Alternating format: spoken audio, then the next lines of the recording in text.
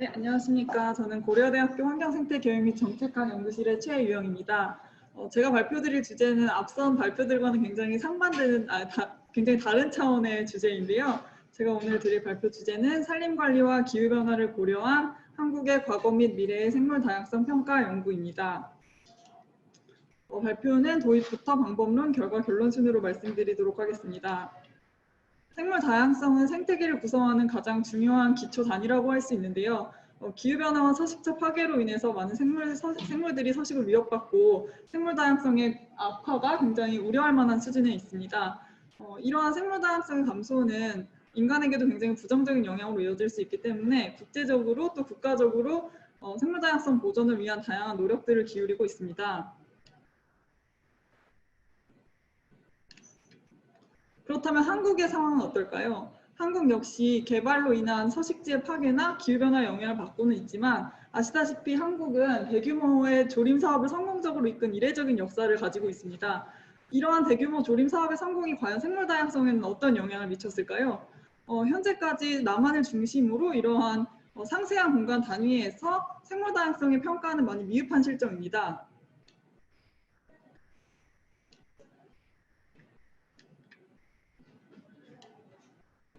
여태까지의 대부분의 과학적 연구들은 개별 종을 단위로 기후변화에 따라서 어떠한 영향을 받을 것인지의 위주가 대다수를 이루고 있었는데요. 국가 차원의 생물다양성 전략을 수립하기 위해서는 개별 종뿐만 아니라 군집 단위, 나아가서 생태계 단위의 평가가 이루어져야 합니다.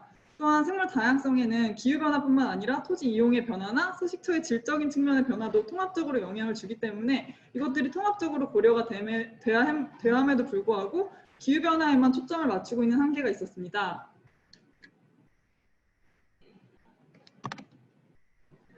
이에 따라서 본 연구에서는 군집 단위에서 기후변화와 토지 이용 변화 그리고 서식처의 질적인 변화를 통합적으로 고려하였을 때 남한에 어떤 영향을 미쳤는지를 공간적이고 정량적으로 분석하고자 하였습니다.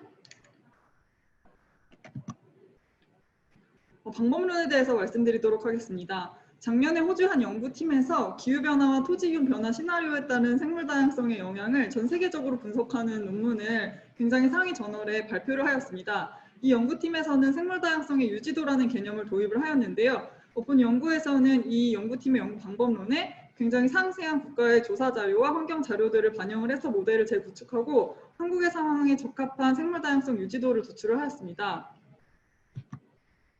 좀 더 구체적인 방법론을 말씀드리면 생물 다양성의 유지도라는 것을 도출하기 위해서는 크게 두 가지 요소가 필요합니다. 첫 번째는 베타 다양성의 개념을 내포하고 있는 디스시밀러리티 맵이 필요하고 두 번째는 알파 다양성의 개념을 포함하고 있는 해비태 컨디션 맵이 구축이 선행되어야 합니다. 이런 디스시밀러리티라고 하는 것은 서식처 간의 생물 종 군집의 차이를 환경 변수의 차이로 모의하는 것인데요. 이는 GDM이라는 모형을 통해서 구축이 되었고 이 GDM 모형의 구동을 위해서 제3차 전국 자연환경 조사 자료의 식물상 자료와 7사 기후 자료 등 다양한 환경 변수들을 사용하였습니다.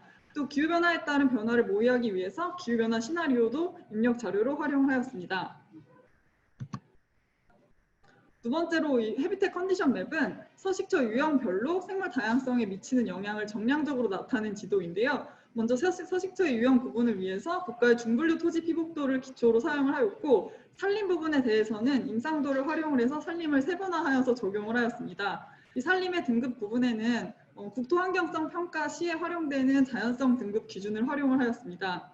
또 과거부터 미래까지 토지 피복 변화에 따른 영향을 모의하기 위해서 토지 피복도 1980년대부터 2010년대까지는 국가에서 제공하는 중분류 토지 피복도를 활용을 하였고요. 구축되어 있지 않은 과거 1960년대나 70년대 또 그리고 미래 2050년대의 경우에는 테라셋의 랜드 체인지 모델러를 활용을 하여서 예측을 하였습니다. 그리고 산림의 등급 변화와 같은 경우에는 과거는 1차부터 5차 임상도의 자료를 활용을 하였고 미래의 경우에는 시나리오를 구축하여서 적용을 하였습니다. 이 시나리오의 경우에는 임명이 10년 단위로 임명이 증가하는 것을 기본으로 하였고 좀 더 현실 상황을 반영하기 위해서 목재 생산림을 대상으로는 벌채하는 시나리오를 적용을 하였습니다. 그래서 국유림을 대상으로는 60년의 벌기령을 적용을 하였고 공사유림에 대해서는 40년의 벌기령을 적용하는 시나리오를 생성하였습니다.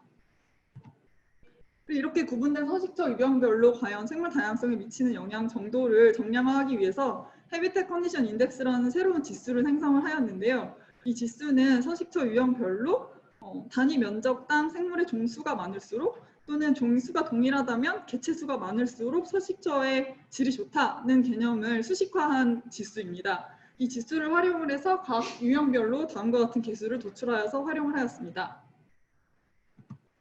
결과를 말씀드리도록 하겠습니다. 지금 보시는 그림은 1960년대부터 2050년대까지 토지 이용의 변화를 나타내는 그림인데요. 전반적으로 농경지는 축소하면서 도시는 확장되고 산림은 어느 정도 유지되거나 좀 감소하는 경향성이 나타났습니다.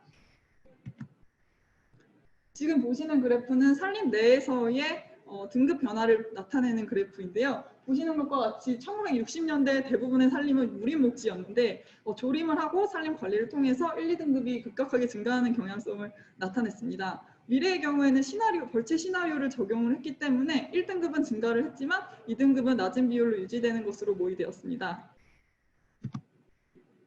그래서 이를 종합적으로 나타낸 결과입니다. 토지 이용의 변화와 산림의 질적인 증가를 동시에 나타내는 자료인데요. 산림의 경우에는 도시의 경우에는 지속적으로 확장되지만 산림의 질적인 증가가 눈에 띄게 확인할 수 있습니다. 이러한 변화를 반영하였을 때 생물 다양성에 어떠한 영향을 미칠지를 모의하기 위해서 먼저 현재 상태의 생물 다양성 유지도를 모의한 결과입니다. 생물 다양성의 유지도는 현재의 기후나 서식처 환경이 유지될 때 이 지역의 서식처에 서식하는 생물 종이 장기간 동안 서식할 수 있는 비율을 나타내는 것입니다. 그래서 현재 상태가 유지가 된다면 산지 지역의 생물 다양성은 높은 수준으로 유지가 되고 오히려 이런 남해안이나 제주도 같은 도서 지역이 좀 생물 다양성 유지도가 떨어지는 결과가 도출이 되었습니다. 이러한 결과를 검증하기 위해서 현존 식생도의 식생 보존 등급도하고 와의 비교를 수행하였는데요. 식생 보존 등급이 생물 다양성 유지도와 가장 유사한 개념을 내포하고 있기 때문에 이 식생 보존 등급도를 활용을 하였습니다. 이 식생 보존 등급도가 5등급으로 분류되어 있기 때문에 이와의 비교를 위해서 이 등급 비율을 적용을 하여서 생물 다양성 유지도도 5등급으로 재분류를 하여서 비교를 실시하였습니다. 그 결과 보시는 바와 같이 1, 2등급의 분포가 산지 지역에 많이 분포를 하고 3등급이 전국적으로 분포하는 유사한 경향성을 확인할 수 있었습니다. 이를 정량적으로 비교한 것인데요. 1등급부터 3등급까지 식생 보존 등급이 떨어짐에 따라서 생물 다양성 유지도도 떨어지는 것을 확인할 수가 있었습니다. 하지만 4, 5등급 같은 경우에는 오히려 유지도가 증가하는 경향성이 나타났는데요. 이런 차이는 분류 기준에서 찾을 수 있을 것 같습니다. 식생 보존 등급과 같은 경우에는 인공림을 모두 4, 5등급으로 분류한 반면 본 연구에서는 인공림이라고 할지라도 임력이 증가되면 생물 다양성에 긍정적인 영향을 미치는 것으로 모의를 하였기 때문에 이러한 차이가 발생했다고 해석할 수 있습니다. 이렇게 검증된 방법론을 통해서 과거의 변화를 모의한 결과입니다. 보시는 것과 같이 60년대부터 2000년대까지 오히려 생물 다양성 유지도가 증가하는 경향성을 확인할 수 있었습니다. 이것은 도시화에도 불구하고 산림의 질적인 증가가 생물 다양성에 더 긍정적인 영향을 미쳤다고 해석을 할 수 있을 것 같습니다. 조림 사업을 통한 생물 다양성의 증가 효과를 보다 정량적으로 평가하기 위해서 하나의 시나리오를 추가적으로 더 구축을 해보았는데요. 만약에 조림되지 않았다면 현재 생물 다양성이 어떤 상태일까를 가정한 시나리오입니다. 오른쪽 아래에 보시는 그림이 그 시나리오인데요.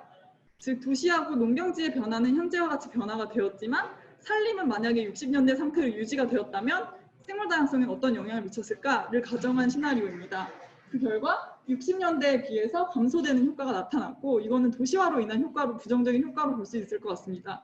이를 현재 개선된 산림 상태에서와 비교를 한다면 이만큼의 차이가 이제 조림을 통해서 우리가 확보할 수 있었던 생물 다양성의 증진 효과다라고 해석을 할 수 있을 것 같습니다.